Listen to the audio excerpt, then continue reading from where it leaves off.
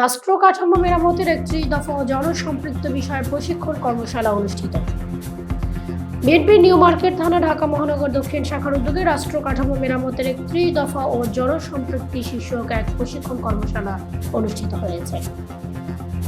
অনুষ্ঠানে প্রধান অতিথি হিসেবে উপস্থিত ছিলেন বিএনপির কেন্দ্রীয় ও মহানগর নেতারা। তারা দলের ঘোষিত ৩১ দফা সংস্কার পরিকল্পনা নিয়ে আলোচনা করেন এবং কর্মীদের রাজনৈতিক সচেতনতা ও সাংগঠনিক দক্ষতা বৃদ্ধির উপর গুরুত্ব আরোপ করেন।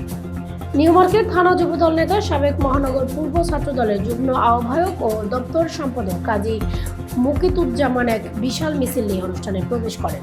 তিনি বলেন, ৩১ দফা এটা হলো বাংলাদেশের মুক্তির দফা, বেকারত্ব সমাধানের দফা, আপামর জনতা এই দুর্নীতিগ্রস্ত দেশকে সামনে নিয়ে যাওয়ার এবং সুন্দর এক ভবিষ্যৎ বাংলাদেশ গড়ার দফা হলো ৩১ দফা। এই ৩১ দফার কর্মশালা আজকে নিউ মার্কেট থানা বিএনপির আয়োজনে এখানে ৩১ দফার কর্মশালা অনুষ্ঠিত হবে। ৩১ দফার কর্মশালা মেন উদ্দেশ্য হলো আমাদের এই ৩১ দফা আপামর জনতার কাছে পৌঁছে দেওয়ার দফা, এই জনতার কাছে এবং দেশ নায়ক জনাব তারেক রহমানের নির্দেশে প্রত্যেকটা মানুষের কাছে আমাদের ৩১ দফা পৌঁছে দেওয়ার জন্য আমাদের এই কর্মশালা অনুষ্ঠিত হবে।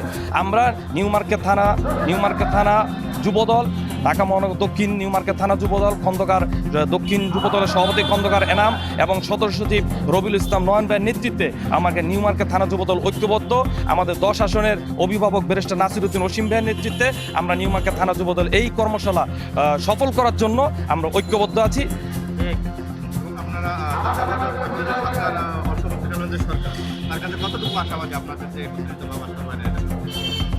এই অন্তর্বর্তীকালীন সরকার আর আমাদের পরবর্তী নির্বাচন সব কিছুই মোট কথায় ৩১ দফা হলো বাংলাদেশের দফা, বাংলাদেশ মুক্তির দফা, বাংলাদেশ সামনে যাওয়ার দফা, বাংলাদেশকে নিয়ে বেকারত্ব সমাধান করে প্রত্যেকটা মানুষকে সুন্দরভাবে জীবনযাপন করার জন্য আমাদের ৩১ দফা। ৩১ দফা শুধুমাত্র আমাদের বিএনপি না, শুধুমাত্র অন্তর্বর্তীকালীন সরকার না, শুধুমাত্র জামাত না, মানে অন্য কোনো রাজনৈতিক সংগঠন না।